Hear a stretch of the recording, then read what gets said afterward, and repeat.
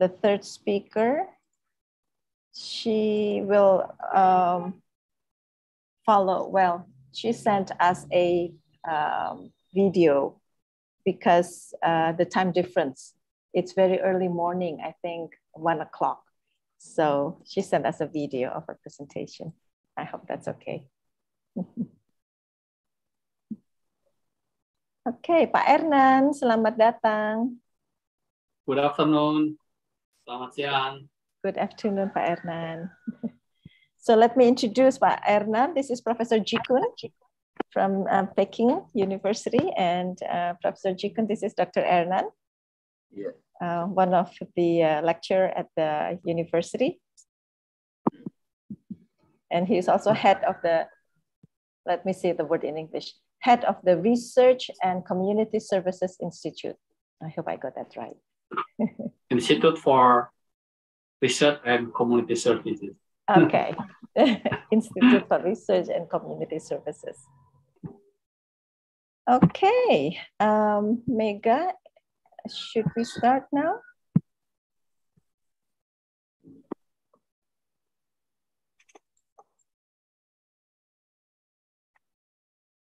Okay, I think it's already 3 o'clock, so maybe we can start. While also we are also accepting the others, the rest for the participants.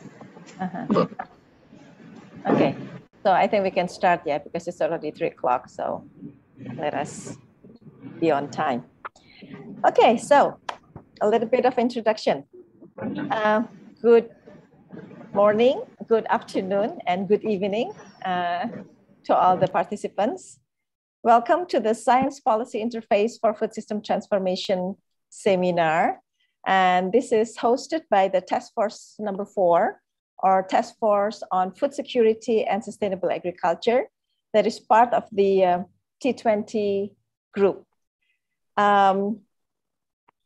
In this year, I think we all understand that Indonesia holds the presidency of the G20. And one of the engagement group of the G20 is the T20, which stands for Think 20. So Think 20 is an engagement group whose one of the tasks is to develop policies and also develop the T20 communique that should be submitted to the G20 presidency as part of the alternative policies that different institutions are convening together to provide alternative input, alternative policy for the G20 processes. So overall, in this year T20, there are 9 task force, and one of the task force is our task force called Task Force number 4. And we have 9 co-chairs, and one of the co-chair is Professor Ji Kun. So Professor Ji Kun and me, we are part of the T20 processes. And today, we are going to discuss about science policy interface. We know that science is a very important part of policy making. In today's world, where we understand that right now, food security is a very hot topic. It's a very, very important topic, particularly because of the geopolitical tensions. And also, they say as the unfolding war in Ukraine. However, the theme that we are taking for the present discussion is on science policy interface for food system transformation. So one of the questions is, what is the significance of science in policymaking? We have heard of science-based, evidence-based, and many policymakers are calling for the creation of more relevant scientific knowledge.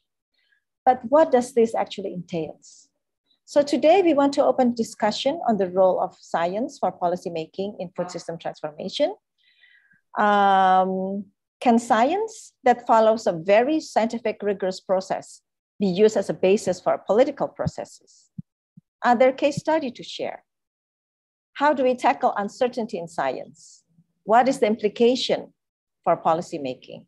So there are actually many, many questions that can be followed.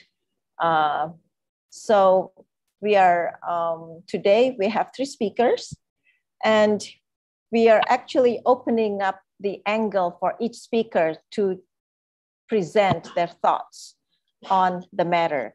So the organizer is providing a big umbrella, but each speaker, each presenter, they can develop their own ideas and come forth with their own questions on what is actually important to be discussed in a science policy interface.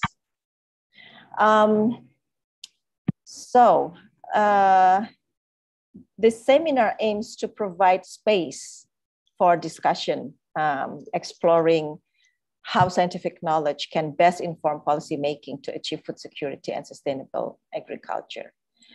We have 3 speakers today. The first speaker is Professor Ji Kun Huang, who is a professor and director from the New Rural Development Institute from Peking University. And our second speaker is Dr. Ernan Rustiadi. He is a lecturer at the Department of Soil Sciences and Land Resources. And also he is the head, the chair, the director of the Institute for Research and Community Services at IPB University. And the third is Dr. Michelle Tigular, a research scientist at the Center for Ocean Solutions at Stanford University. Dr. Michelle is not with us on live, but she has sent her presentation because I think now it's 1 o'clock at where she is. So let me introduce Professor Ji Kun Huang. He is founding director of China Center for Agriculture Policy, fellow of the World Academy of Sciences, honorary life member at the International Association of Agricultural Economists, fellow of Agriculture and Applied Economics Association, and the president of Asian Society of Agricultural Economics. His research covers a wide range of issues on agriculture policy, food security, and rural development. And he has been in several policy advisory committees of the central and local governments, including the expert advisory committee member of the Rural Leading Group Office of the Central Committee of CPC and the Minister of Agriculture and Rural Affairs. He received his PhD in agricultural economics from the University of Philippines at Los Baños and has published 24 books, hundreds and hundreds of journals. So it is an honor for me to welcome Professor Ji Kun Huang as our first speaker. And Professor Ji Kun, the floor is yours. You have about 20 minutes of presentation time. Okay, thank you for Darby for your introduction, and also thank you for inviting me to attend today's seminar. Let me share my screen, and also let me know when you can see my screen in the full screen. Can you see my PPT? It's still in the process. It okay, said it has, yeah. I think it's, yes. It needs time, maybe. It yeah, said probably. It has, yeah. I think I see it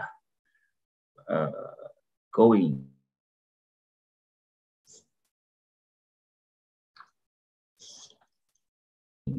It's taking longer than usual. Sorry. Yeah, I don't know why it's going. Ah, there it is. Yes, it's there. We see it now. It's there now. But, yes, yes. We see it now. My Zoom has some problem. Okay. Can you? It's not in full screen, right? Not yet. It's not yet a slideshow, but I think it's fine. You know, if it's, we can see it. So. Just okay. Okay. My topic is transforming the national and global food system to more secure, greener, sustainable system. If you have any problem, please just let me know. Okay. First, I show you some facts. I say this fact is important implication for global and national decision making. Based on the data on global land distribution, as one important thing that we can see in the land distribution display is very unequal across space. And more important is this distribution is different, quite different from the population distribution. For example, in East Asia, there are 22% global population, but only have 10% of urban land. But we look at in North America, there are only 5% of population, but they have more than about 14% of cultivated land. And similar, you see Europe has 10% population, and they have more about 20% of urban land. Because these different distribution of land in population, so trade is very, very important. And I have been using this kind of data to show our government in many other countries, the trade is very, very important to sort of food security. In China, it's even more important because we have only less than 9% of global cultivated land, but we have 80% of global population. But more important, in addition to that, if you look at the per capita fresh water availability, that's also different among countries. And China only have 5% of global fresh water, but you heard now we have nearly 20% of our population. And given this situation, China has been made great effort to increase agricultural production. I show you this figure in past 4 decades. Grain production annual growth 2.1%. That's more than twice our population growth. That was 1%. Because we nearly ensure grain security, particularly rice and wheat, if China government and farmer able to shift their resource, land, water to high commodity, vegetable, fruit, high value commodity, natural, fishery, milk. So let's make agricultural growth annually by 5.4%. That is for 5.4% is for 40 years annually. But what I make key is a key driving force. In my past 35 years research, I have examined major institutions, policy investment that can drive in China agricultural growth, and I have used this kind of result to convince the government continue to reform its land, water, and reform its marketing system. And then we also need policy support for agriculture. More important to invest in agriculture. Here I show you a few numbers. In China, agricultural investment in real terms since late 1990s, double every 4 or 5 years, and that's able China keep China agriculture high growth. And more important, I think I have published probably 50 papers on importing our R&D to increase productivity, increase investment, biotech, and this figure so I think it has some impact.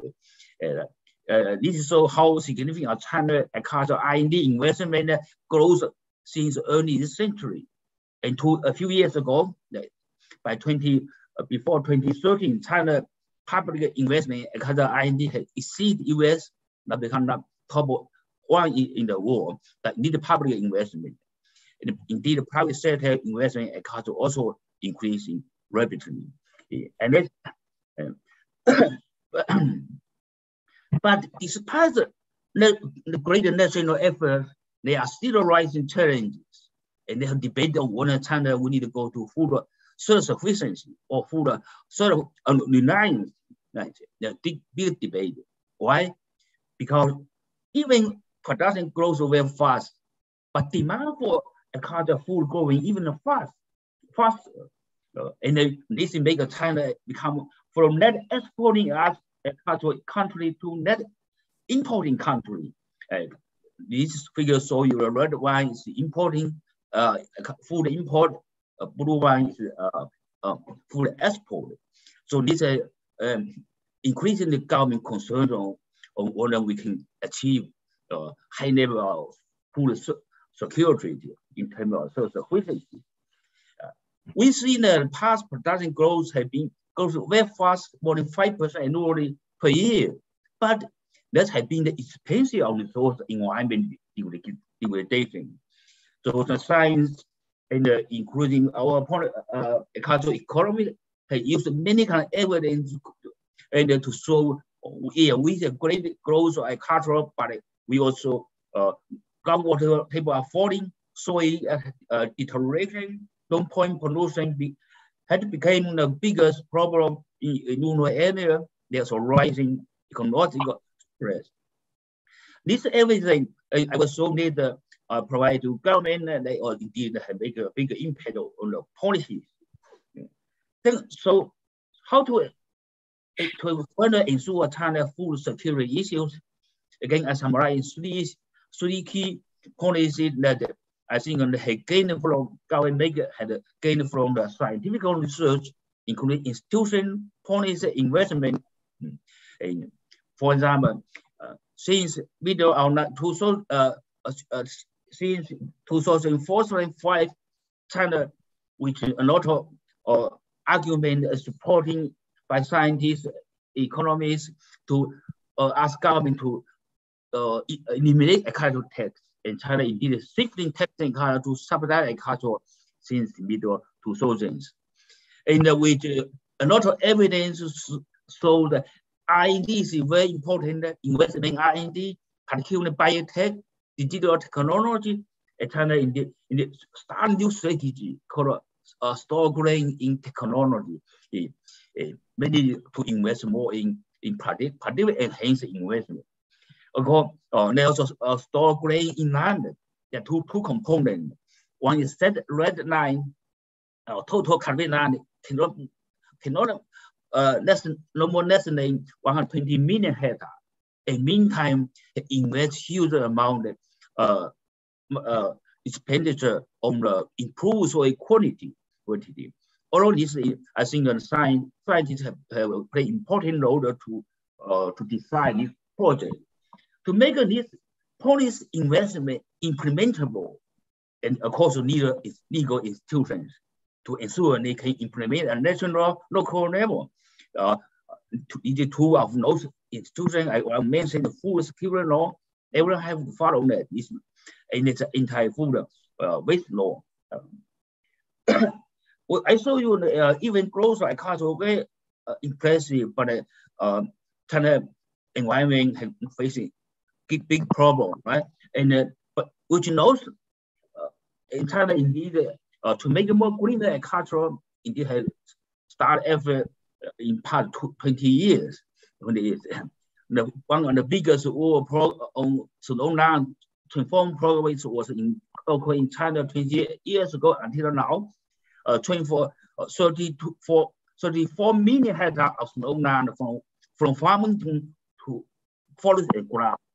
And then meantime, we started Myanmar also very big program. Nearly 2/3 of China forest area is stopped commercial logging. That's for 20 years already. And the third one is more than 10 years moved to grassland. So first slope land, then forestry, then grassland.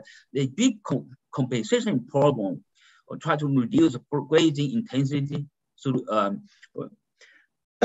and more recently, as you see in past 10 years, that through technology, that's called zero chemical use, through science technology and agricultural land location conservation. And last but not least, is now China call for green agricultural development. And which policy consultation from scientists, economists, and they try to, and we basically advise first you need to institution incentive system ready before you implement, which knows ready, and by next year, 2018, in government issue technical guidance how to implement it. And last year, eventually, they make a plan, putting a cultural development plan for 21 to 2025. Of course, this is a lot of institution reform, policy incentive, support, and the technology and the investment in this area. But related to today's meeting, I think at the national level, China as one of case for those countries with scarcity in land and water resource, we can do a lot of work. But currently, to do green agriculture, I said, in addition to know any institution organization, they can effectively deal with many dimensions of green agriculture in the food, water, land, trade, sustainability, and so on. The question, can land, water, scarcity like China achieve green agriculture without international trade? And I think answer might be no. I will come back later. At the global level, what do we need to do in these areas?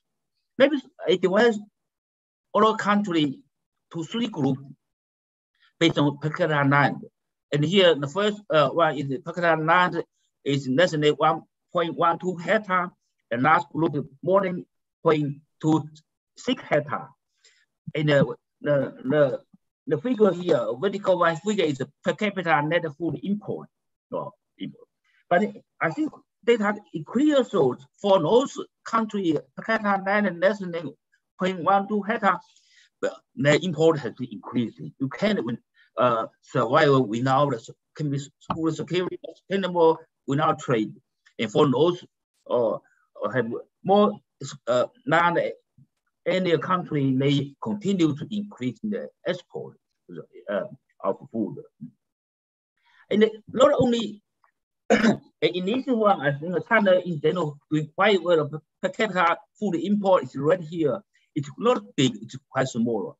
But China is a big country. If multiplied by population, net import total is increased very, very fast. But more than that, in addition to this, trade is increasing dominated by a smaller number of net food importers. It's top one: China, Japan, UK, and other countries. And also export also dominated by net export by few countries, like Brazil, US, Canada, Australia, France, so on.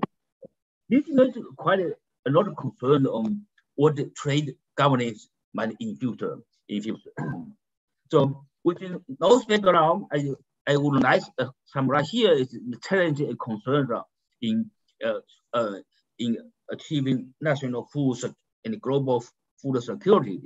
For net import countries like China, there are many countries, like net import countries, we are quite uncertainty of international market due to the political and economic conflict as well as quality.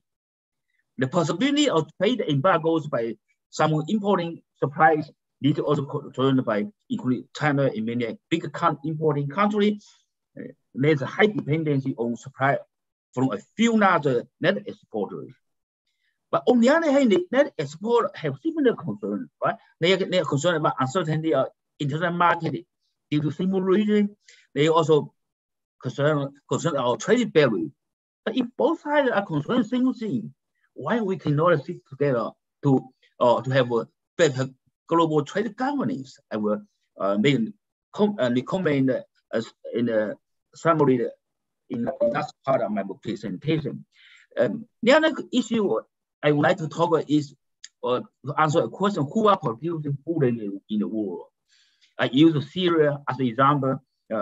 This is the horizon one is per hectare year ton, how many tons? And here, what you call is contribution to all total production. For those countries, the few countries, small countries, they eat more than 8 tons, but they contribute to global food production only 0.1, 0.2.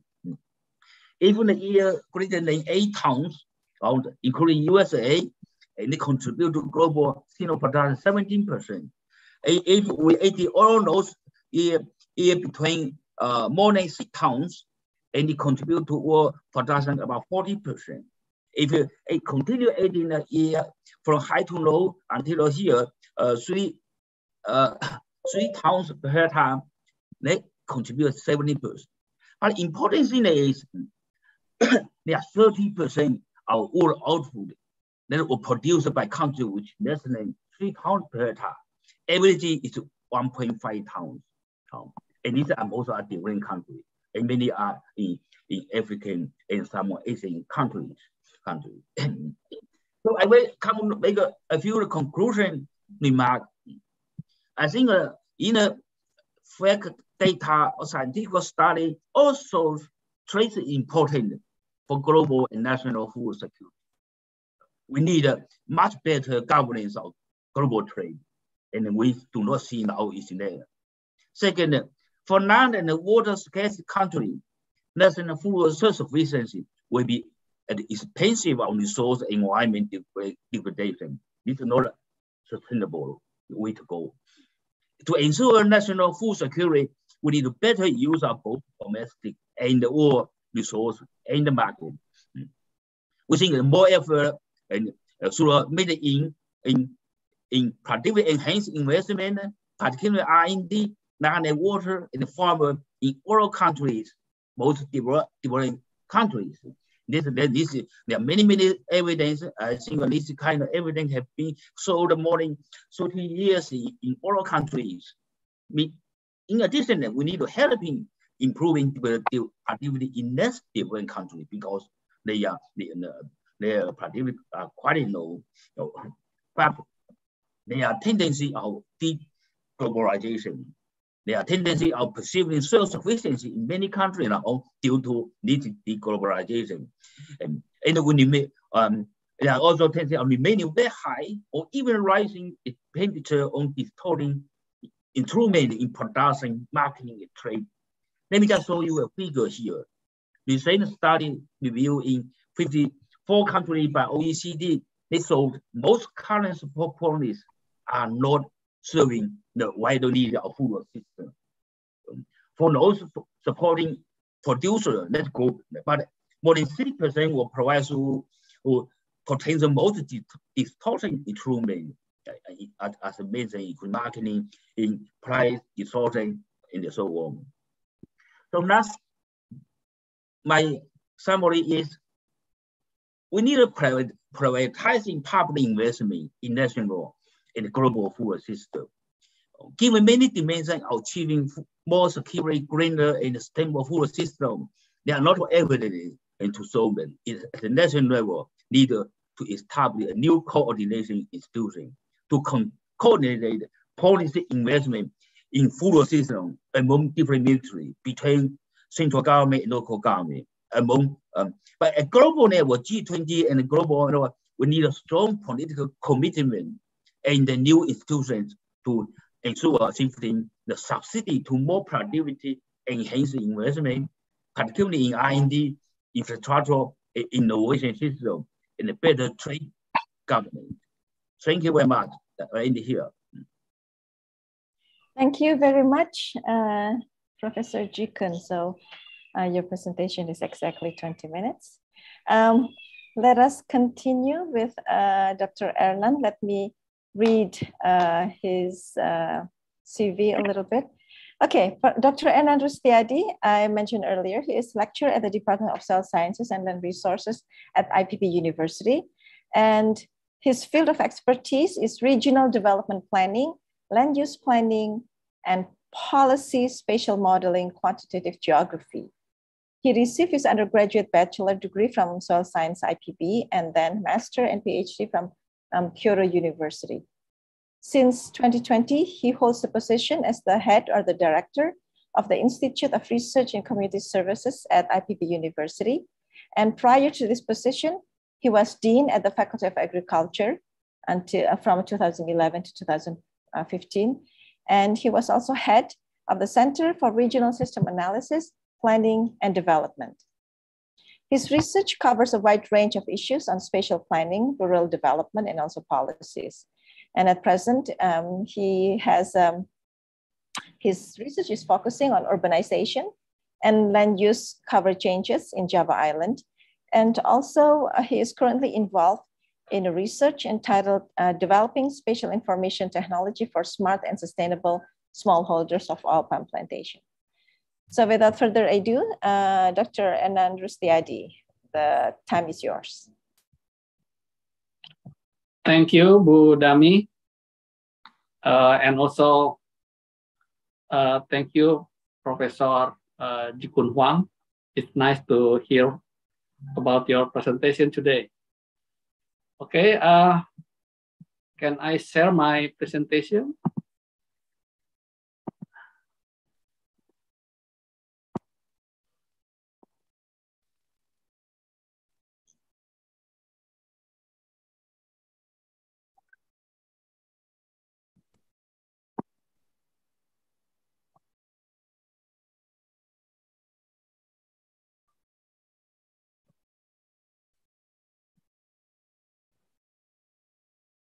I hope my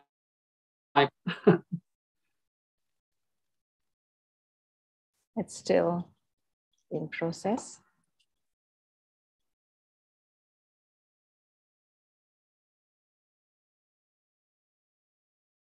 Oh, it's gone.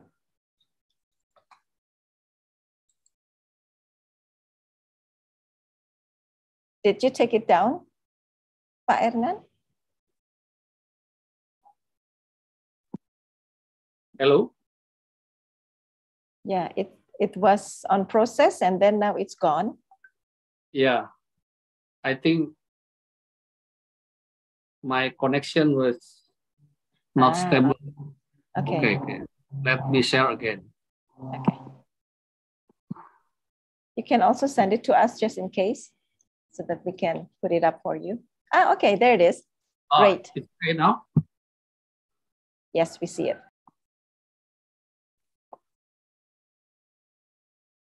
So it's ready right now, I think. Yes, it is ready. Okay. So Bu Dami asked me to share my idea about the role of science in policymaking for food system transformation. But actually, I'm not sure I quite competent enough for this issue. Yeah, but I try to do my best. Yeah. Okay. When we talk about agriculture, agriculture is activities on harvesting solar energy through a series of biochemical process, and it using to produce food, fiber, and many products to support human life.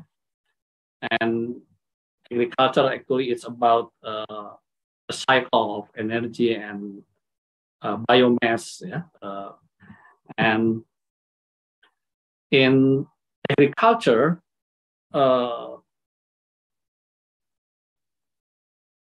when we learn from our history, since the pre-agriculture and in agriculture period, we learn that people always use their knowledge and culture for producing food. Yeah.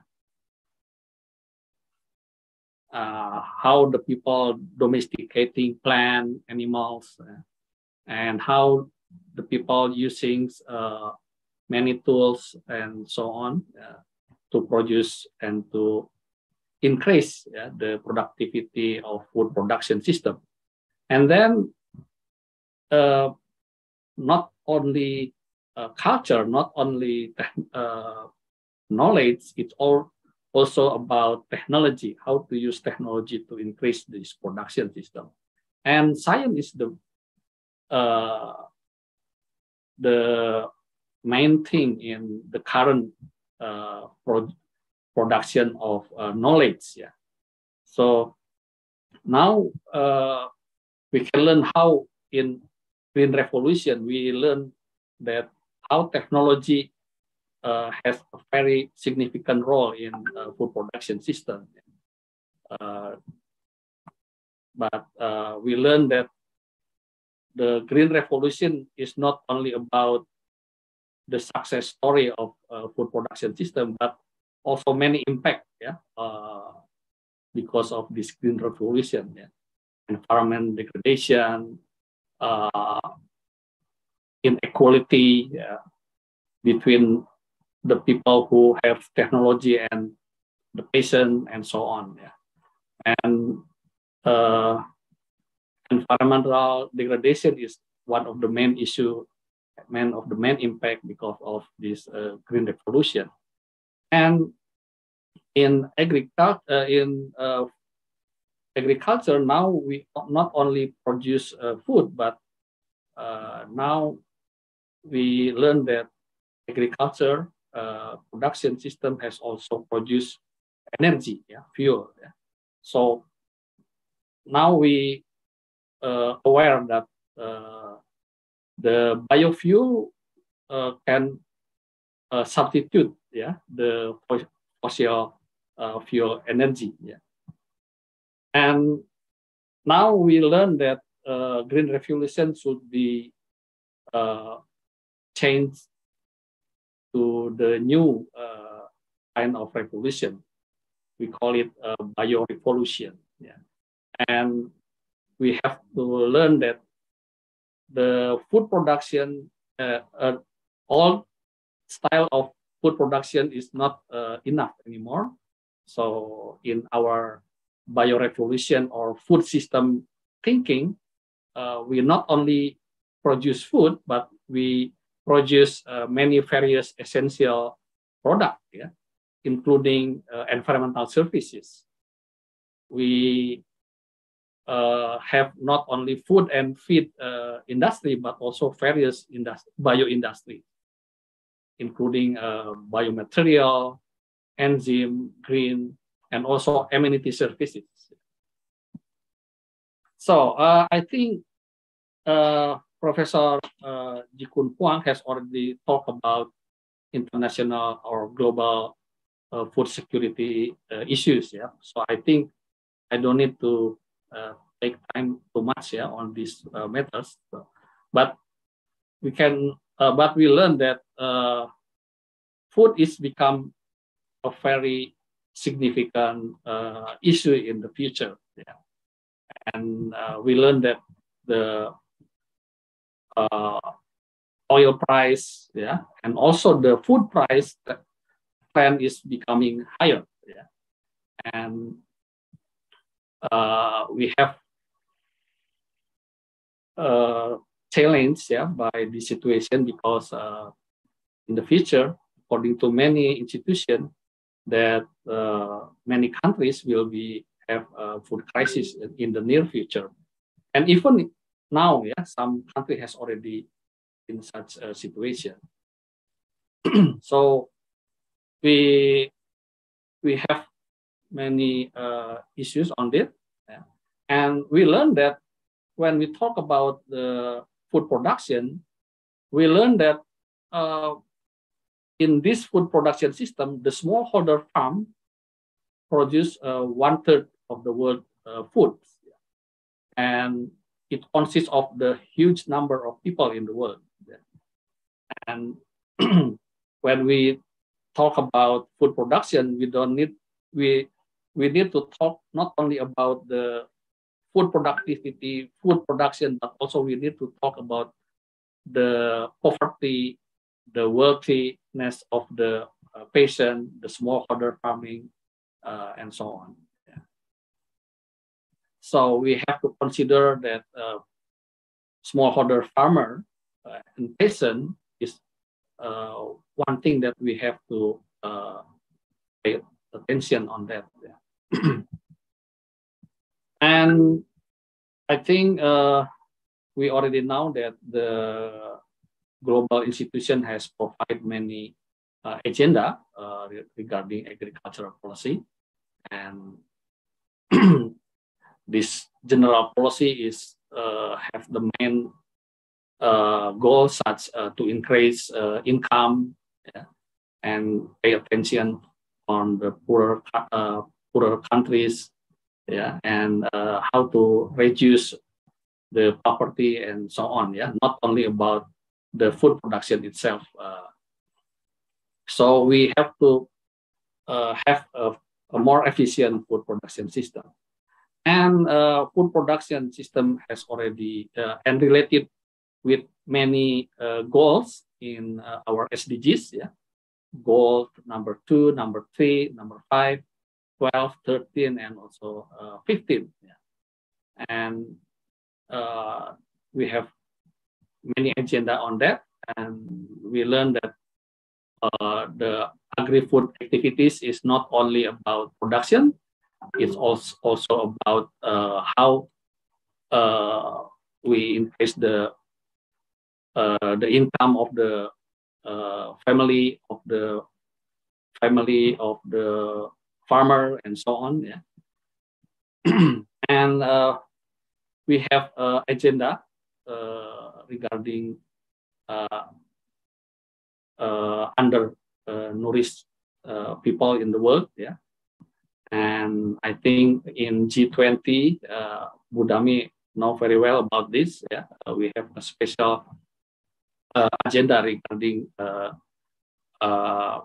food system G20 timeline. Yeah. And I think food system now has become mainstream of way of thinking regarding food issues in the world. Yeah. So this is a very comprehensive concept, yeah, regarding food issues in the world. So it includes many dimensions, yeah, dimension of society, dimension of economy, policy, health, yeah, environment, and food chain itself.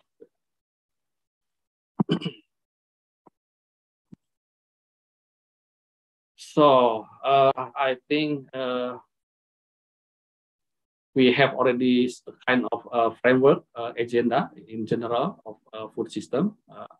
So there are some goals regarding food system: efficient, global health, inclusiveness, sustainability, and also resiliency is main goals of this food system.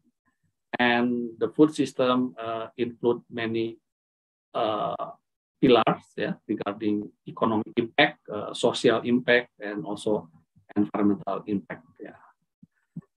So I think we have to learn also that when we talk about food production system, we learn that food production system also has an impact, yeah, on climate change. Yeah, we contribute. This system contribute to about a quarter of the total global warming impact. Yeah, and this is a graph. So I want to talk a little bit about Indonesia. Yeah, Indonesia is a country where the agriculture contribute about 36% of the labor absorption, and in terms of GDP, it contributes about 13% of the total GDP. Yeah. And when we talk about rural areas, yeah, we learn that about 85% of the rural in the countries is still much depend on agricultural activities. And 90%, 55% of the farm in Indonesia is belong to the smallholder farming system, which has less than 1.5 hectare, yeah, per farmers. So this is the Indonesian production system that's so much depend on smallholder farming. Yeah. So this is the characteristic of the smallholder farmer. Yeah. I think I don't need to talk too much, but we can see here that they tend to be less low productivity, yeah, and the absorption of technology is relatively low, and so on. And Indonesia has an agenda on agriculture. Yeah, this is the policy trend in Indonesian agriculture. Yeah, we can see here that between 60s until 80s, yeah, under Suharto regime, we have a very strong policy on agriculture, centralistic system, but in the 1980s, Indonesia has reached the self-sufficiency, rice self-sufficiency, yeah, and Suharto, the President Suharto, awarded by FAO because of this achievement. But in 1980s, the trend is tend to the trade liberalization. In 1997, we have a financial crisis and we have a market reform. And in 2000 until 2020, we revitalize agriculture sector and have a special attention to poor productivity. And since 2020, we have a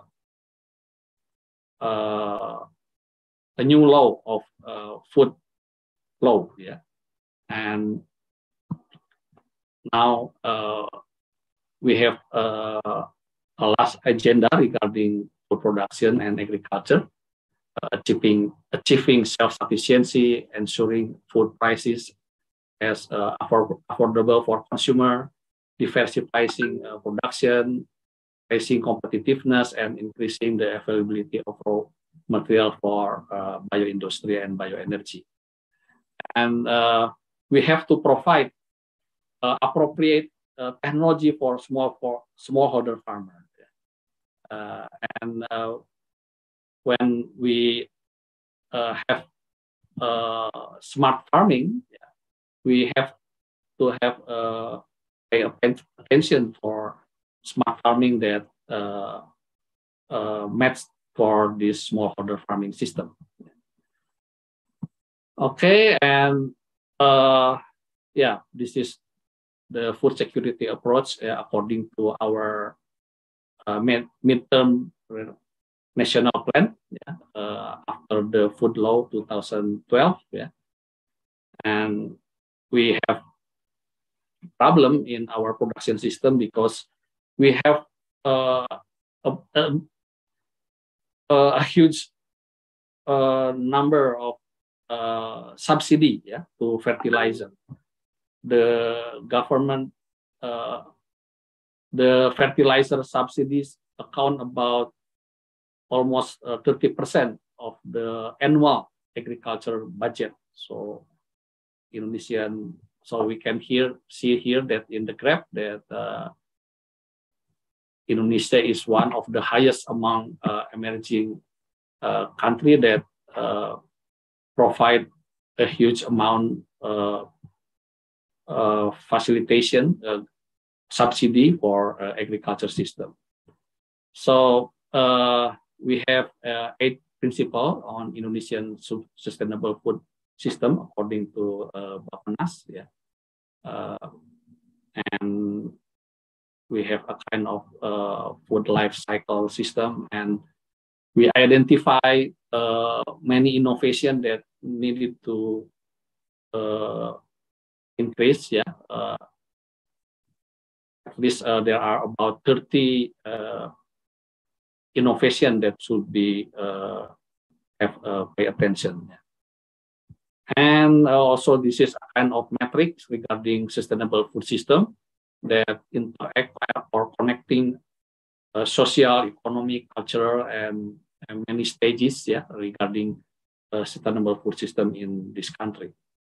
And when we talk about how the current scientific-based decision-making process, I'd like to talk a little bit about how our university, IPB University, contribute on this agriculture policy in the country.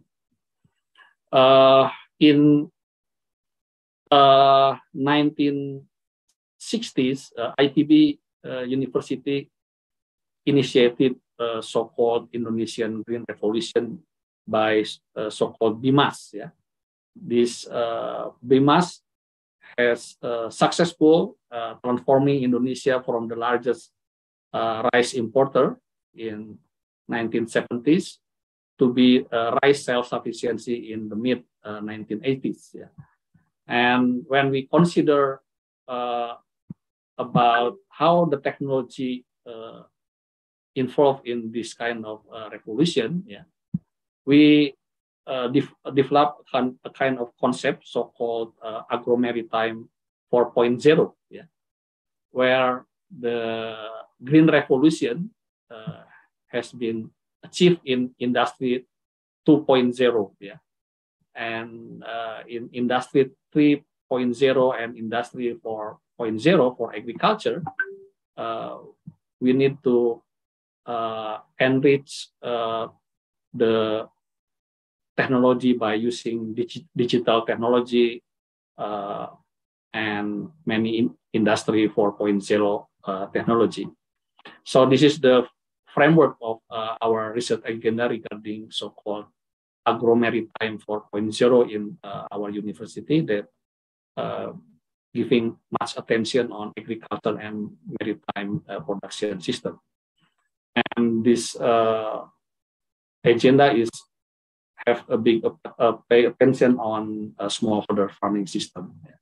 We develop smart farming, many import and many technology, yeah, and we give pay attention on rice, yeah, productivity using so-called sawah or rice field 4.0, smart integration, and many platform regarding using technology. Yeah, this is also how we develop precision mapping for agriculture and so on. And this is many technology that develop.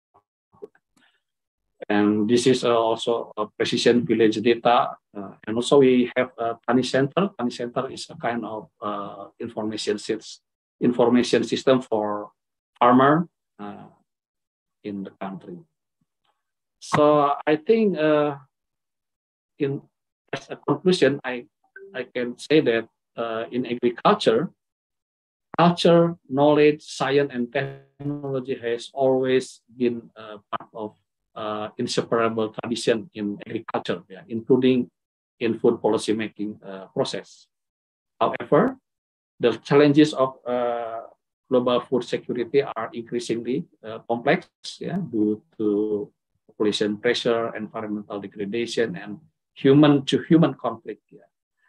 And the scientific world is under pressure, on the one hand, to continue the develop technology, and on the other hand, it must learn from various wisdom, yeah, culture, and in a dynamic society. And the food society system in Indonesia requires accelerating the use of the latest technology, let's say agriculture 4.0 or 5.0, yeah. But still, it must consider the inclusiveness, partially to the smallholder farmer, and food security for marginalized communities. I think that's all. Thank you, Budami. Thank you very much, Pak Ernan. Thank you for the inspiring talk. Ladies and gentlemen, if before we have heard from Professor Ji Kun on the case of China, and then he brought it over into the global issue. And then Pak Ernan started his presentation on the global food system, and then case study on Indonesia. Now our next speaker is going to discuss about the blue food. So focusing on marine. And she's not present live right now, but she sent her video. So allow me to read her CV. So Dr. Michelle Tigular, I hope I say that name correctly. She is a research scientist with the Center for Ocean Solutions at Stanford University. She is an interdisciplinary climate scientist whose work focuses on the impacts of climate change on food system, spanning the aquatic and terrestrial and the ecological and human. She obtained her master in climate dynamics from Utrecht and PhD in oceanography from the University of Hawaii. At the Center for Ocean Solutions, she coordinates the Blue Food Assessment, an integrative assessment of the role of aquatic food from marine and freshwater systems, in transformations toward healthy, sustainable, just, and resilient food system produced by a coalition of researchers from dozens of institutions around the world. So let us now welcome Dr. Michelle Tigular, and her title will be Science for Policymaking, Blue Food, Lessons from Blue Food Assessment. So let us all hear her presentation.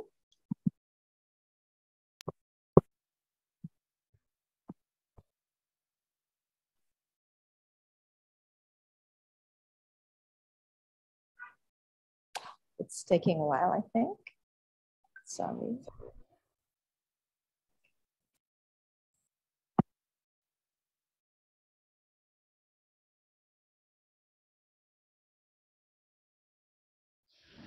Hi, everyone. Many thanks to the organizers for the invitation to present to you today, and my sincere apologies that I cannot be with you in person at this hour. My name is Michelle Tigular. I'm a research scientist at the Stanford Center for Ocean Solutions, and for the past 3 years, I've been working on an international initiative that is called the Blue Food Assessment.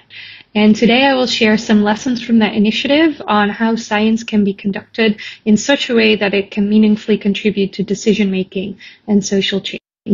So first of all, very briefly, some of the motivations for conducting this work. So first of all, and I'm sure that many of you are aware, our food systems desperately need to be transformed. Despite the fact that our food systems produce more than enough food to nourish all of us, we see hunger, malnutrition, and obesity existing simultaneously, often in the same town or even in the same home, and in rich and poor countries alike. We also know that food systems emit more than 1/3 of the world's greenhouse gases, consume 3/4 of the world's fresh water, and are the principal driver of biodiversity loss. And our food systems are not resilient to climate change and other shocks, as evidenced by the disruptions caused by the COVID-19 pandemic and the ongoing war in the Ukraine. Additionally, we were motivated by the fact that blue foods, which are fish, shellfish, plants, and algae that are caught or cultivated in marine and freshwater environments, have a lot to offer when it comes to food system transformation. They are highly nutritious, and they can often be produced in ways that are more sustainable than terrestrial animal-sourced foods. But these blue foods are very often left out of the discussions, innovations, and policies on how to transform our food systems.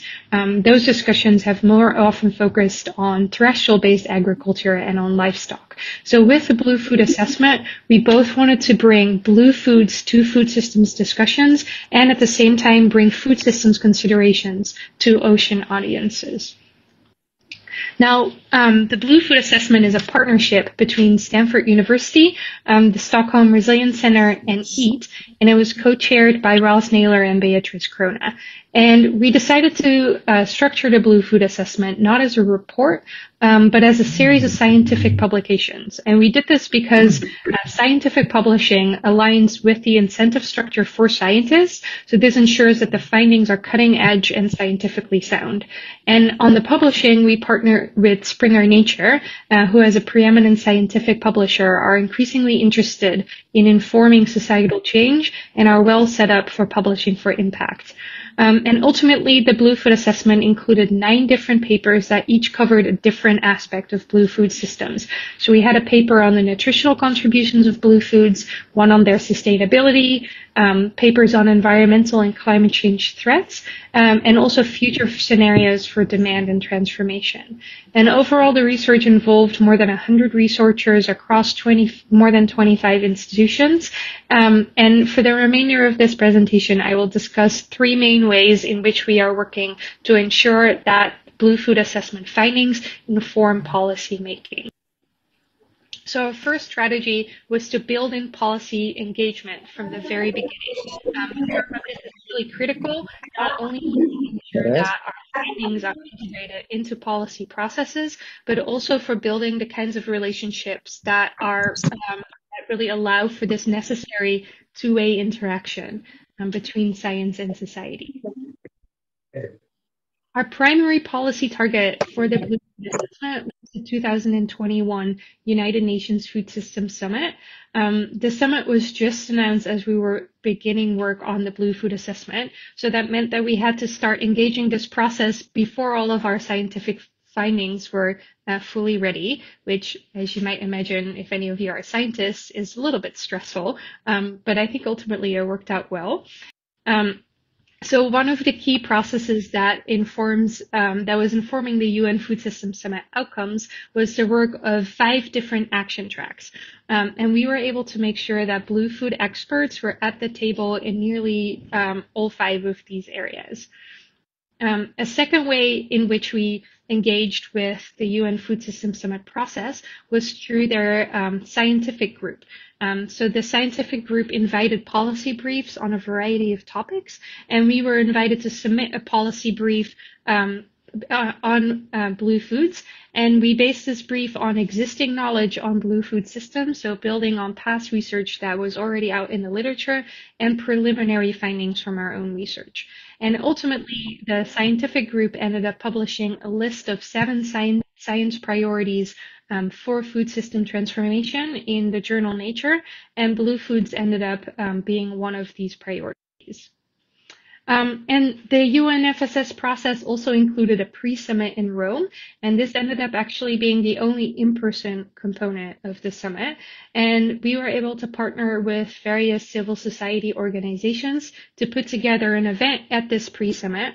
And around this time, this was July 2021, it became clear that the summit organizers were steering towards the formation of several action coalitions that would then take the work of the summit forward. And this event at the pre-summit was really critical to the formation of what is now called the Aquatic and Blue Food Coalition.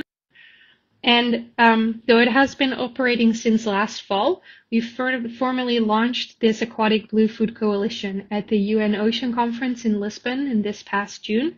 And our launch event there included supportive statements from several high-level members of government, including Iceland, Portugal, Fiji, Indonesia, the European Union, and the United States. And the goals of the coalition are to continue to raise the profile of blue foods in international forums, such as the Committee on World Food Security and the various upcoming COPs, COP27 on climate in Egypt and the Biodiversity COP in December. And then also to mobilize resources for regional or national level blue food projects that can implement solutions. So we now found that through engaging this summit process, we ended up with a group of stakeholders who are both from the science and the non-science side who are excited to work together at this science policy making interface. And as we all know, not only is our scientific research often siloed within scientific disciplines, so is policy making siloed across different government departments. And this makes it really challenging to align interventions across public health and social welfare and climate and nature goals. So what we are hoping is that sustained engagement with trusted partners across multiple forums and multiple policy arenas can drive action on multiple sustainable development goals and not just in one area. Our second strategy for driving impact was to invest heavily in communications. And this means that we allocated a significant part of our budgets to both internal and external communications capacity, and that is not typically part of science budgets. And so this may be a lesson for science funders to really allow for and perhaps even encourage the inclusion of communication strategies in funding proposals. And operationally, this also means a slight shift in how work is done, because it means that communicators need to be in the room from the very beginning so that they can help think about messaging and strategy. And here I'll just highlight a few of the different communications products that we created. So we clearly don't expect policymakers to sit down and read 9 different scientific publications. So a big part of our communications effort was to translate our scientific findings into documents that are useful to a variety of non-scientific audiences. So this includes a report for decision makers here shown on the left, and also a series of policy briefs that translate findings for different audiences. And this included public health, environment, development, and the private sector. And we also translated all of these different products in 6 different languages. And a key component of developing these different documents was that as part of the process, we held a series of workshops with global stakeholders from different types of government and as well as civil society and the private sector to test that the key messages that we distilled from our findings actually made sense and resonated with their understanding of how food systems work. Secondly, our strategy included a variety of earned and owned media products. So this included a global launch event that we broadcasted last September. It also included press releases for each of our different papers, various op-eds and blog posts, and social media campaigns that coincide with international events such as the UN Ocean Conference. And a key lesson here is that really it takes a while for messages to stick. So as a scientist, I get really bored when I have to constantly give the same presentation. I always want to be talking about new findings and new results.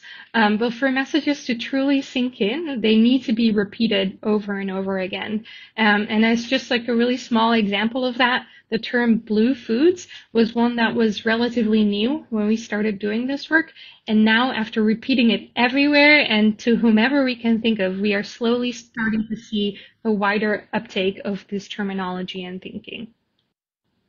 And finally, on communications, we worked with a graphic design company to make some of our key scientific figures more digestible for lay audiences. So for example, in our nutrition paper, we started with this figure, which showcases the nutritional diversity of blue foods. And this figure is a lot to take in. So the graphic design firm came up with this figure, which makes for an easier comparison between different species and different nutrients, as well as land and aquatic foods.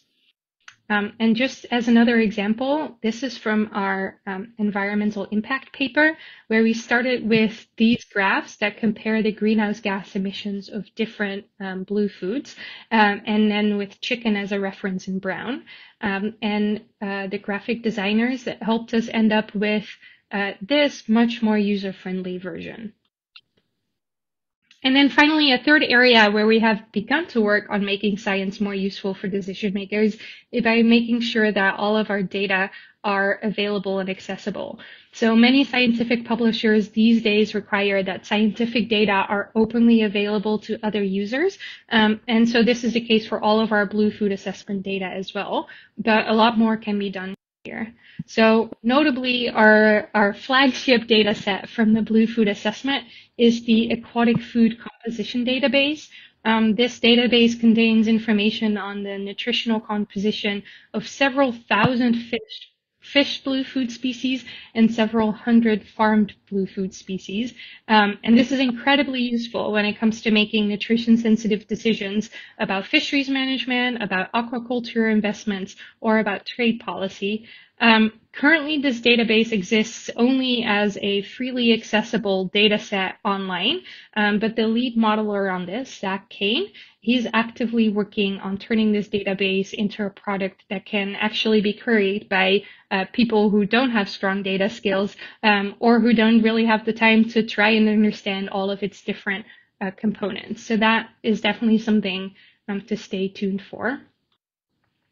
And then, of course, there's still a lot to be done when it comes to food systems transformation and generating the knowledge that can inform it. As I reflect on the progress that we've made in the last 3 years, I would highlight two main ways in which I think that we can do better.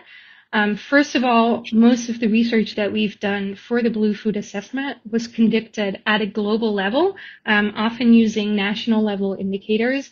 So that means that in many cases, it is not directly obvious how to translate our scientific findings into very specific policy or political contexts. So I'm hoping that in the next few years, we can build on the relationships that we have developed in the past to do work that has a more regional or national scope and that can be co-produced with local knowledge holders and decision makers. And one example of how we are already doing this is in the form of a Blue Food Assessment for the Pacific, which we are co-developing together with the Pacific Community, SPC. And secondly, our work was led by exclusively Global North institutions, and while it included some Global South scholars and partners, we can no longer keep creating these situations where Global North thinkers are turning future food systems for the entirety of the globe. So for our work moving forward, it will be critical that it is driven by equitable North-South partnerships for a truly inclusive vision of transformative futures. And with that, I will conclude. There is a brief summary here for you on the site. And for those of you that are interested in our findings and communications, I encourage you to visit our website, bluefood.earth, and please feel free to reach out via email if you have any thoughts or questions. Thank you so much. Okay, thank you very much. So that is the presentation from Michelle Tigular. And let us now, we have come to the discussion session. Before that, allow me to a little bit recap what we have heard from the three speakers today. Okay, first of all, from Ji Kun. So Ji Kun started from the explanation of how science become a very important in the decision-making process that China, it's to develop a green agriculture. It's not enough if you are just focusing on the production from China. So with that, through that, Ji Kun then expressed the importance of trade. So the decision that trade is a very important factor in the food system, global food system, is because the science has shown that it is not enough if you produce food from your own country. So with that case study, then we came to understand that trade becomes very, very important. And China cannot achieve green agriculture and food production at the same time. So that's where trade comes in. And then there are challenges and also the concerns with the geopolitical situation right now. So what is happening? Ji Kun also stressed the fact that right now it seems that there is this deglobalization. There is a tendency of deglobalization, and it's pursuing self-sufficiency. So this is interesting, an interesting point of view, which if someone wants to ask a question, we can raise that also. But Ji Kun sees that for food system transformation, we need, trade is a very important component in food system transformation. And that is based on the scientific fact that producing food self-sufficiency from your own country is not enough. Okay, and then Pak Ernan discuss how science and technology, it has changes the way agriculture is being produced, and how agriculture is being practiced. We see the Green Revolution is also because of science and technology. And in the case of Indonesia, we have the famous IPM, Integrated Pest Management, that is also based on science, and how science actually has influenced policy for when Indonesia was attacked by, the rice field of Indonesia was attacked by the brown plant hopper. So that's already a case study of science policy interface. And the food system transformation was being discussed very thoroughly and very complete by Ernan. I learned a lot also from that. And then Ernan focusing on Indonesia, on food security, food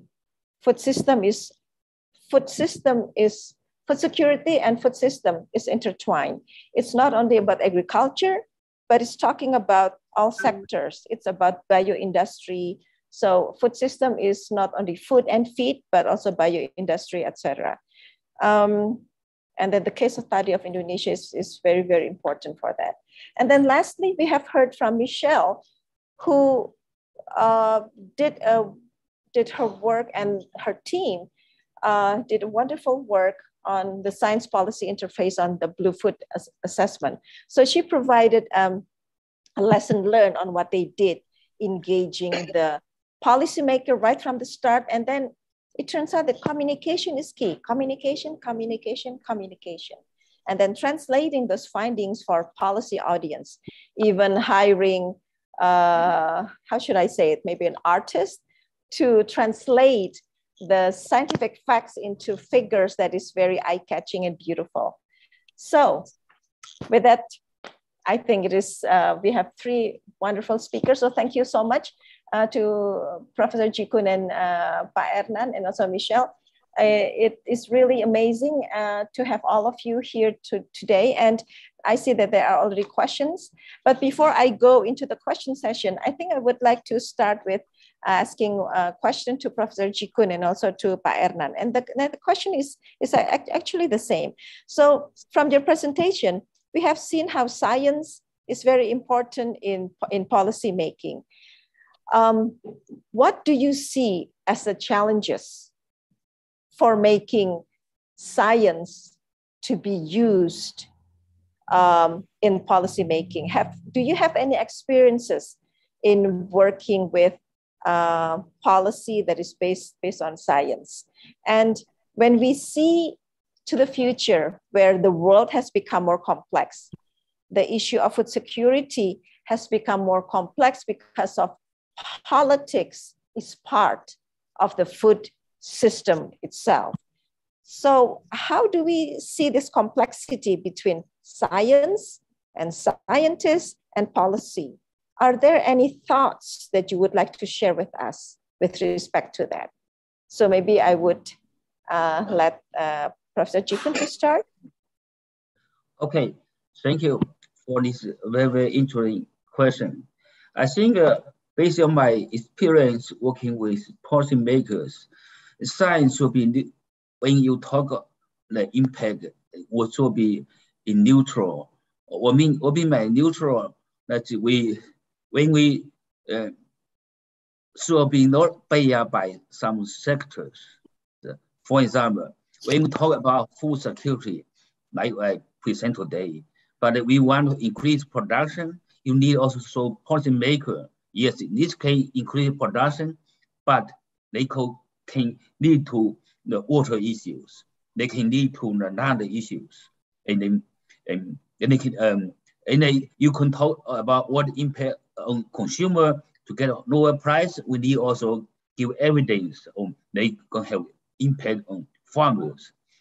But so in sum, I think make your science evidence and the policy recommendation, you need to be more comprehensive. Otherwise, if you only provide a piece out, also science evidence is right, but if you make policy making based on that decision, and it could be not really good policy. Okay? And that's also why I mentioned that in China, we also many developing countries, even G20, we need new institutions to coordinate agricultural military, health military, environment military, land resource military, water military, so that a final policy really can take growth, inclusive, sustainable. I think this is my key lessons, and we working with policymaker. Of course, if science-based evidence for policymaker, which only based on part of that, result might be not as good as what we might expect. It might favor some stakeholder, but in favor of other stakeholder favor. And second, my lessons or experience with these policymakers, you need to continue to provide evidence. Of course, on the policymaker, if they listen to 10 times, they might consider, and this is probably we need to consider. So we need to continue to provide evidence from different places, because evidence you from one region might not might different from the other region. And so we need a more continue to provide evidence, and of course it needs to be scientific evidence. Okay. Okay. Thank you. Thank you very much. Pak Ernan, what are your thoughts? What do you see as challenges in using science as a basis for policymaking? Yeah, as I explained in my presentation, that actually knowledge, culture, technology, and science is something that embedded in agriculture itself. Agriculture is always using knowledge, technology, and science. And of course, it also including in how we use science also in policymaking process. But yeah, policymaking process is belong to government institution, public sector institution. It's something that sometimes not responsive enough, with the enhancements of science itself. The bureaucratic, non-adaptive bureaucratic system sometimes become a kind of obstacle to adopting dynamic science development. So, for example, in Indonesia, due to inefficient bureaucratic system, the adoption of science, I think, is very lax, behind compared to many countries. In the past, when in relatively centralistic system, during the Suharto era, the government has a very strong connection between highest command, the president, until the lowest level of bureaucracy due to centralistic system. So the frontier of the public sector, such extension in the rural, is very strong in such situation. Now, due to the decentralization system, local government has their own vision that sometimes different with the national vision, and sometimes many local government is not so much concerned with the using of technology, using of science in scientific process. So now in the field, in the rural, there is a kind of lack of communication technology, lack of connection between science and the field. Yeah, there is a kind of gap. Yeah, but the good thing now we have digital technology. Yeah, due to such kind of increase of digital technology and the usage of such kind of technology by farmer, especially the young farmer, yeah, on using such of technology. Now there is a kind of breakthrough, yeah, connecting information from the source of technology, the source of science, source of knowledge, such kind of such as universities and scientific institution to the people, to the farmer. But such kind of process is tend to be relatively not well organized. Yeah, just something market-based situation. So I think we need more effective way on using the new information system for the betterness of the connectiveness of the people, the farmer, to the science institution connectivity. Yeah. So I think the university and also many university like IPB has also such kind of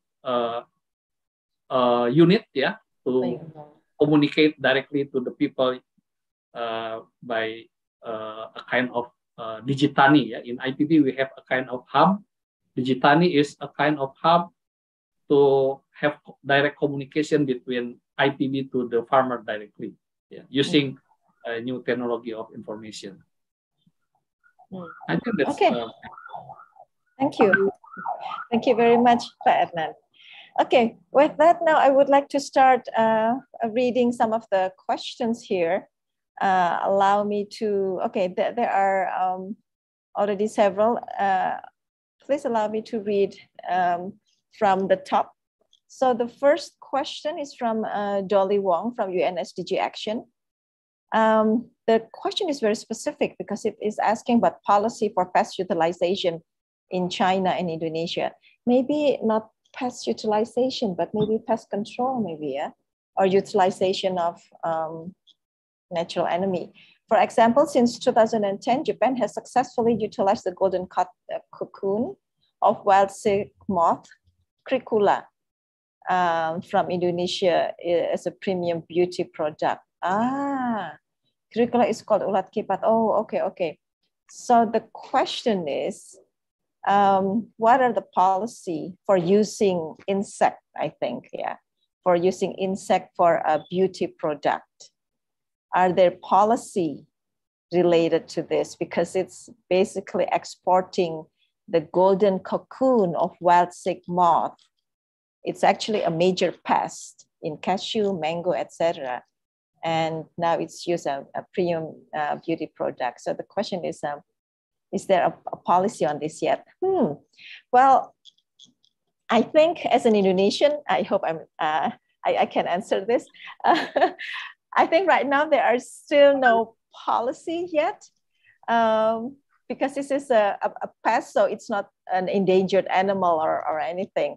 So people can export this product. However, I think with respect to the future uses and the possibility of using this pest that can be taken by outside countries, and I'm talking about the uses of this pest as a research and the DNA that will be studied, etc. Maybe in the future there will be some policy related to this. As Pak Ernan mentioned earlier, sometimes the policy is lagging behind. So right now, maybe the government has not really understand of the impact of this export. So people can just export it. But maybe in the next, I don't know, 5 years or so, once the government realized that, oh, now wait a minute, if we are exporting this animal just like that, and the foreign countries can use this for whatever they want and also extract some DNA, whatever, maybe there will be some policy changes. So the answer right now is none as of yet, I think. I hope I'm not mistaken. Okay, the second question is for Professor Ji Kun. It's from Satyawan Sunito, and I see Pak Satyawan here. Pak Satyawan, do you want to ask the question yourself, or should I read it? You're welcome to ask. Oh, we cannot hear you. You're still muted. Yeah, I can ask Professor Ji Kun Huang. Well, I'm quite interested in the question of small scale and large scale agriculture. And my question is actually, what's the main strategy of China at the moment to answer food certainty and security? Will China emphasize small scale agriculture or estate agriculture or corporate agriculture, or there is a kind of a combination, and what's the trend to the future? That's the main question. Yeah, thank you. Okay, I think it's a good question. Good question. In China, because per capita land is so small, so small farming is dominated. Now, dominated. 95% farm is less than 1 hectare, so it's all small. Of course, we can find some farm have 100 hectare in northeast China in few places, but less is minor. So China policy, its main policy is try to modernize agriculture, which needs millions of small farmers, and then including technology for small farmers and other policy support for small farmers. But on the other hand, China also facilitating to increase consolidating land to improving the farm side. For example, but not dependent commodity location. In North China, Northeast China have nothing more land. They are grain-based, they are weed-made, no grain-based area. Big farm is increasing. But in South China, West China, East China, those areas small farmers dominate. So they go dividing gradually. In long time ago, we are dividing for another farmer concentrate on grain production, while we made production. For small farmer, focus on the cash crop, vegetable, fruit, those high value commodity. So I see the division of the trend going, and I think this is good for each farmer can improve the income. Another farmer grain production in the future, but now in China is not bigger. If we can earn more money from relative larger side of grain production. But small farmer for high value commodity, they 0.5 hectare can earn a lot of money, so the high value. And the third one is livestock. Livestock now nearly all are huge, big farm already. They are all modern in farming. A small farmer is get out pig, pork, other chicken production. And so it's increasing our large scale enterprise oriented. And last point is if we want to talk about in the future, I believe in the future China going. At least I also recommend the government to have two sets of policies. One set is designed to support small farmers.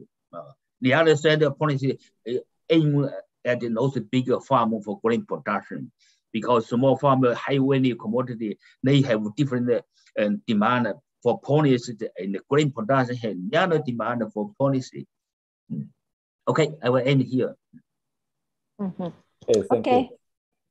Thank you. Okay, there's a question that is actually quite general. This is from Thomas Sutana, PLD Klaten. Pak Thomas, are you here? Would you like to, who are you asking this question to? Or this is just a general question to anyone? Is Pak Thomas here? He's there, but maybe he's not. Okay, why don't I just question for him. Pak Sutana is a professional advisor of Kemendesa. He is concerned with the life of farmers, and he sees that one of the weaknesses of farmers is the price post-harvest.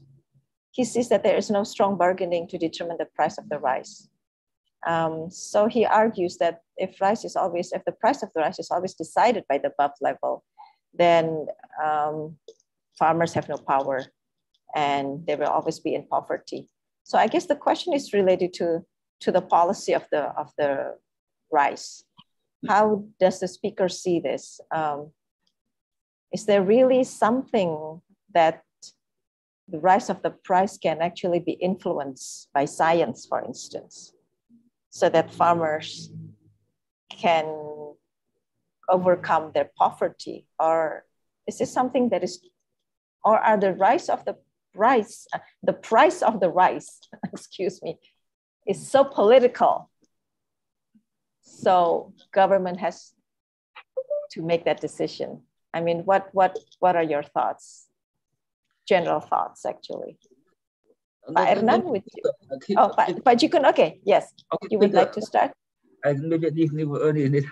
Quick, first, I would say science including both natural science and social science. I also believe decision making need both social science and natural science together to make a right decision, because inclusive many other things is natural science might not take care about it. Okay, so I see the importance of social science in natural science. Okay, science. First point. Second, for most commodity in China, it really is very competitive. You can 31% higher price at one time than other farmers, so it's quite competitive. Except a couple of commodity, rice. You mentioned rice, like it's government determined, or government not in market determined, but government has bigger influence because government have a big rice stock, a bigger procurement program. But the aim of government try to improve price, try stabilizing price, try to isolate the price fluctuation from international market. So in general, I see the price of rice in China is higher than world price. So farmer doesn't get hurt from this policy. Okay, over. Okay, thank you. Thank you so much. Pak Ernan, would you like to add to that? Yes. Yeah, I think the farmer in Indonesia, as I explained before, that mostly dominated by smallholder farmer.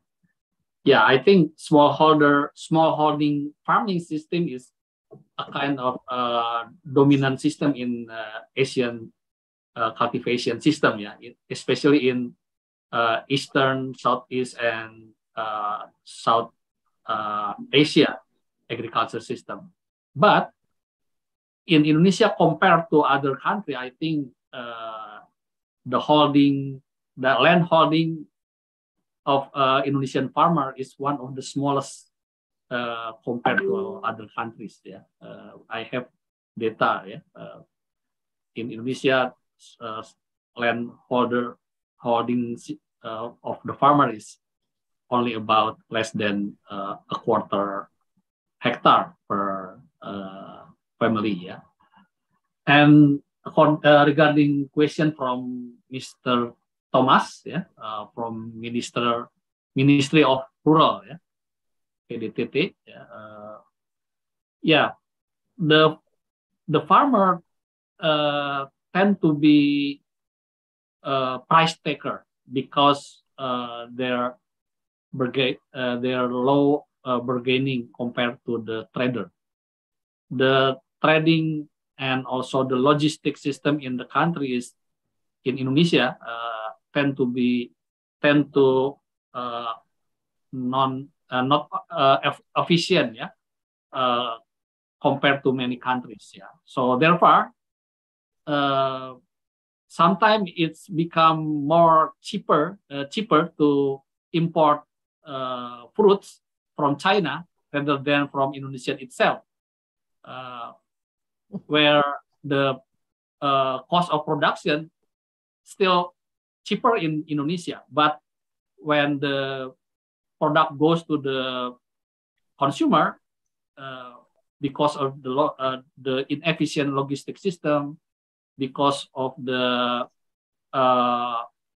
unfair trading system, the price of the farmer product in the market in urban tend to be high, yeah, compared to imported product from other countries.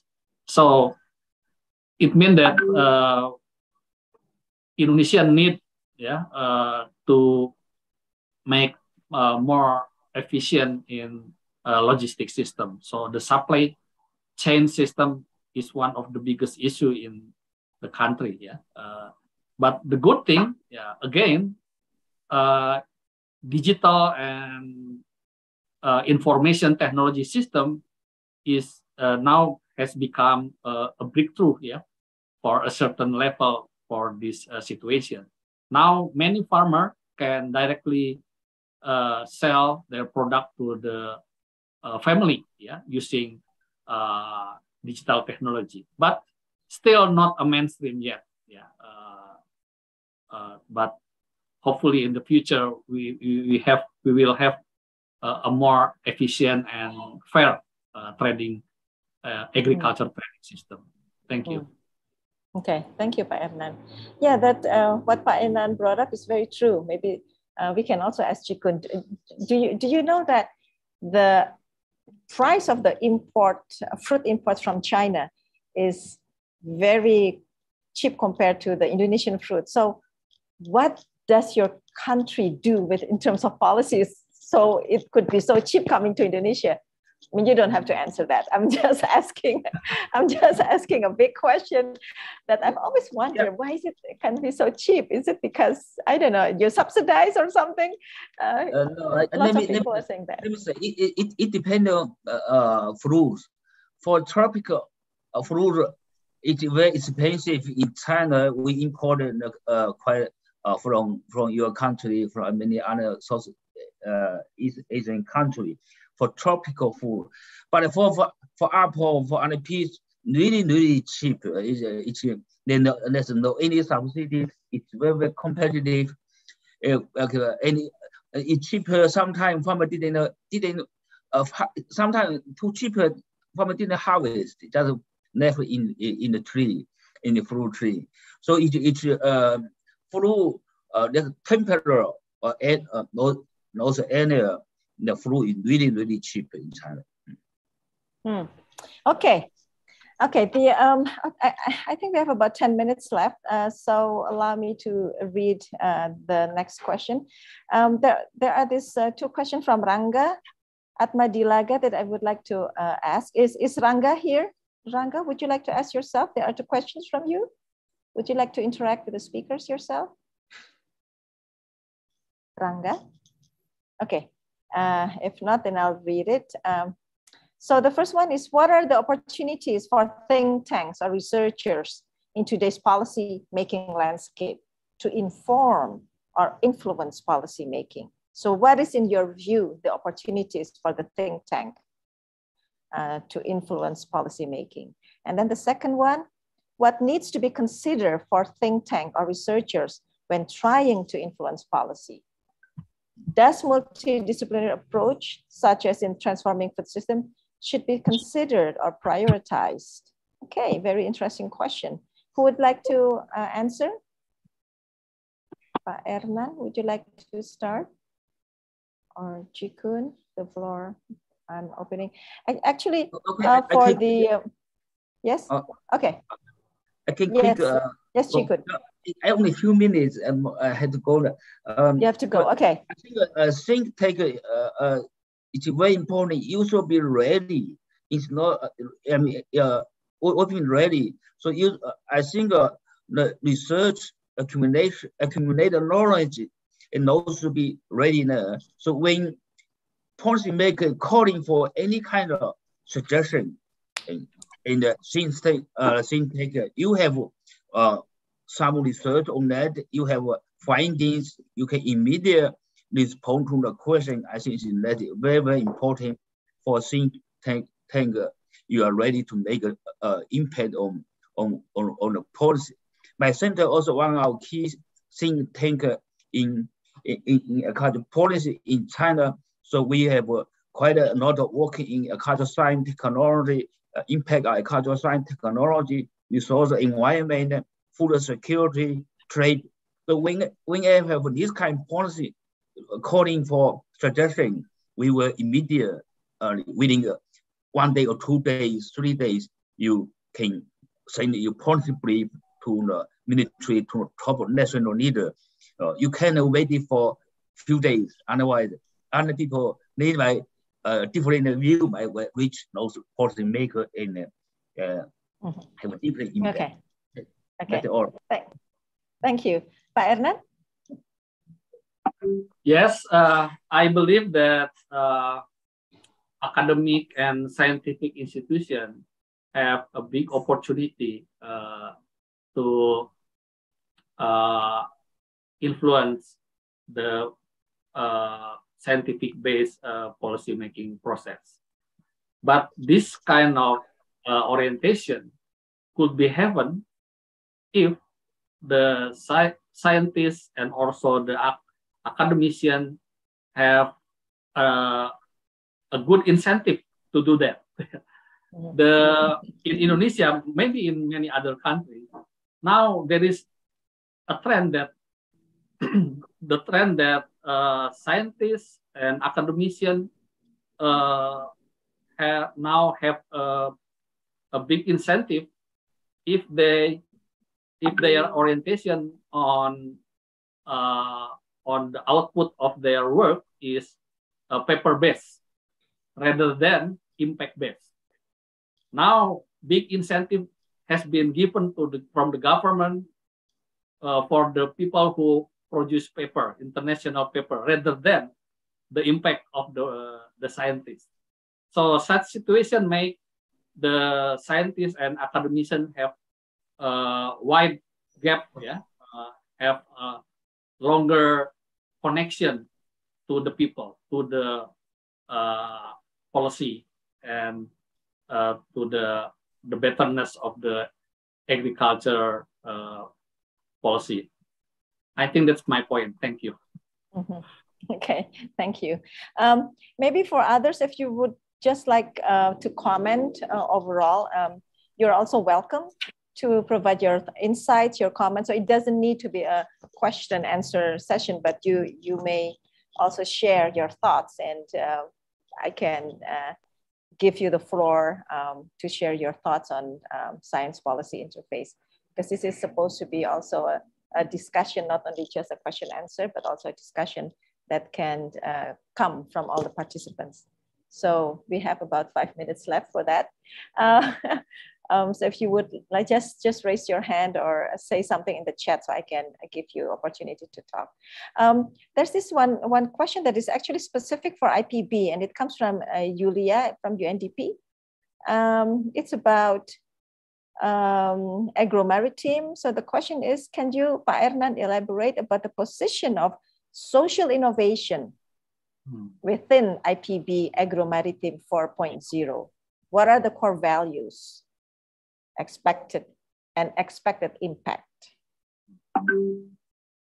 Yes, I think this is a very good question. Yeah, we have many critics regarding this vision, because this kind of vision seems too much depend or too much highly connecting with technical or physical aspect of agro system, rather than social or institutional or humaniora dimension. But we can learn that when we talk about green revolution in Indonesia itself, when we introduce so-called BIMAS is actually, it's more institutional innovation rather than technical ones, yeah. Because using this kind of panca usaha tani or 5 approach on farming, a better farming system, this better system should be introduced by spreading spreading many expert, yeah, to the farmer using a kind of organization program and so on. So this is much more social innovation rather than technical one. Yeah. So I believe that when we talk agro maritime 4.0, we have many technical dimension technology in IPB, but we need more institutional based innovation to facilitate such technology could be transferred to the people. So, for example, we have so-called data desa presisi or village precision data system that I can say that it's much more social innovation rather than technical one. Technical dimension in this approach has been embedded or included in social-based innovation. So I think the social-based or social dimension innovation in the agro-maritime should be very important.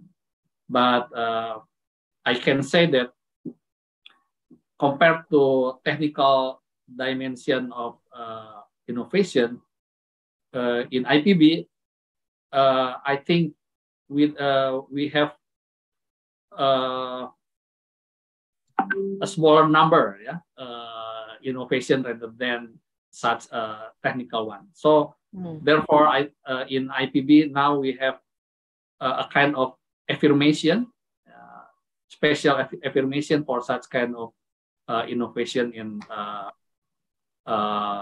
research and community service program. Thank you. Okay, thank you, Pak Ernan. So I think we are already running out of time. I would like to provide the time for a closing remark from Ji Kun and also from Pak Ernan. So in terms of this science policy interface for food system transformation, is there something that you would like to say to all of us as a closing remark on what is the link between science and policy for food system transformation? Okay, I just added one more point as a final conclude. Is I think science have responsibility to make recommendation to government, but it's not easy because in many cases there are kind of evaluation system. The university and the research institute based on research paper. But I think the good thing that in China now, there's a new policy saying is that if you policy adopted by national leader, it's about a paper published in top journal like Science Nature. If you adopt by military or cultural, then you are like you publish a paper in impact factor equal to 5 to 10 something like that. So I think evaluation is very important to encourage more scientists to engage in the decision making.